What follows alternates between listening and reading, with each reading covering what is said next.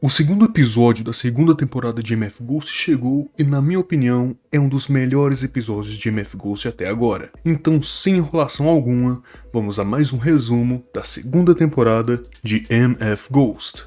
O episódio começa com um breve recap do episódio anterior, mostrando alguns momentos das corridas de classificação do Kanata e do Mikael. Nós então vemos Kanata e Eren tendo uma conversa casual sobre usar a palavra yabai, e Kanata achando confuso como uma palavra pode enfatizar tanto algo ruim quanto algo bom. Depois Kanata diz que está prestes a receber o seu salário, e que com ele gostaria de recompensar a família Sayonji por deixarem ele morar em sua casa. Eren diz que ele não deveria fazer isso e que deveria gastar o dinheiro dele consigo mesmo, já que ele trabalhou muito para recebê-lo. Porém Kanata está determinado a fazer isso, então ele pergunta se os pais da Eren gostam de algum restaurante em específico, e pede para ela guardar segredo, já que ele quer que isso seja uma surpresa para eles. Depois dessa conversa e uma caminhada, Kanata e Eren vão a um restaurante. Lá Kanata finalmente experimenta o prato que Shun recomendou no último episódio.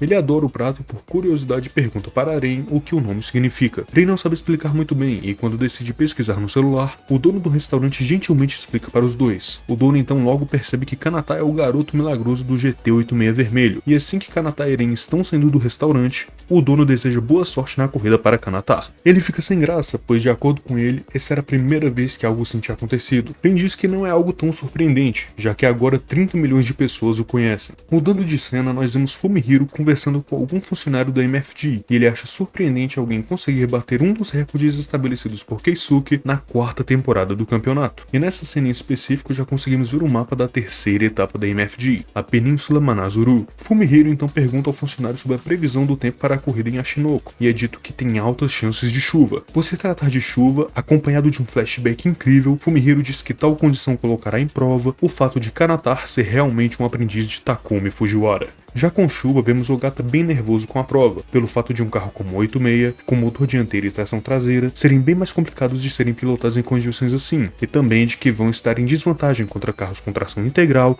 e motor central. Ele então decide que o certo é ligar para Okuyama, para pedir dicas melhores de configurações para a chuva. Chegado o dia da corrida, nós temos como os comentaristas Yuji Tanaka, o narrador da MFG, e como convidado Ryuji Ikeda, ex-corredor de rua da equipe Team Spiral, agora diretor da academia de corrida Zero Academy, vereador de Odawara e também sacerdote-chefe no templo budista de sua família. Eu sei que para aqueles que estão assistindo MF Ghost sem ter assistido Initial D, essa combinação de ocupações parece ser um tanto quanto cômica, mas elas são absolutamente perfeitas para alguém como Ikeda. Momentos antes da corrida e com as preparações do carro finalizadas, Kanata comenta com Ogata o estranho fato de estar chovendo na parte mais alta da montanha, mas não na mais baixa. Ogata diz que em Hakone, a diferença climática entre o pico e a base é assim mesmo. Ogata reforça com Kanata sua preocupação com a chuva, mas Kanata tenta o acalmar dizendo que a chuva é justa e afetará de forma igual todos os 15 pilotos. Não só isso, mas que diferente de como Ogata pensa, a chuva é na verdade sua aliada. Depois da apresentação das Angels, sim, eles colocaram as pobres garotas para dançarem na chuva, os pilotos vão em direção a seus carros para o início da corrida. Kanata, assim como na última corrida, deseja boa sorte a Shun, que faz o mesmo. Já dentro do carro, Ogata fala para Kanata usar a toalha seca que ele deixou para secar a sola dos sapatos, já que isso pode afetar a sensação dos pedais em seus pés. Tanaka pergunta o que um piloto deve ter quando está prestes a correr em condições assim,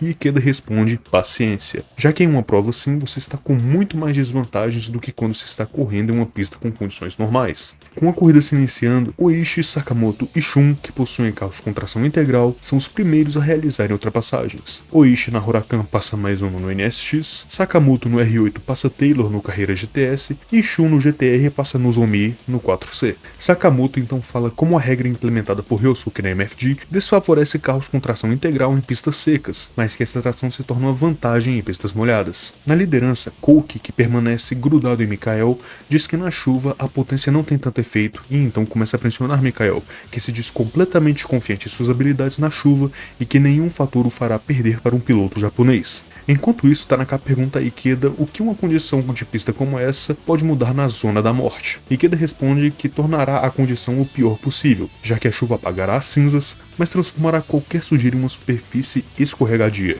Chegando então na zona da morte, o primeiro piloto que possui dificuldades é Oishi, que perde sua tração e consequentemente sua posição para Maizono. Atrás de Kanata na M6, Yanagida questiona o fato de Kanata não estar fazendo drifts como fez na classificação, mas que ainda assim está bem rápido. Um pouco mais atrás, Nozomi percebe que seu carro está derrapando demais, mas ao invés de se mostrar preocupada, ela diz que essa condição da pista é muito divertida.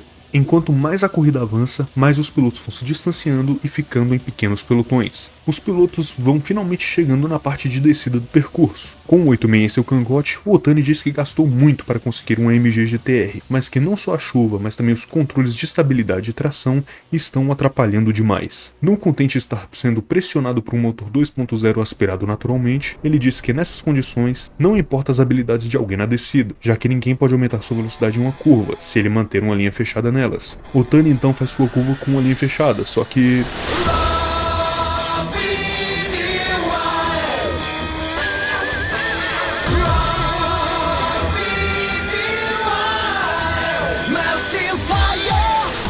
Sem tração alguma para batalhar, Otani e seu AMG GTR são ultrapassados por Kanata e seu GT86, finalizando de uma maneira incrível esse episódio.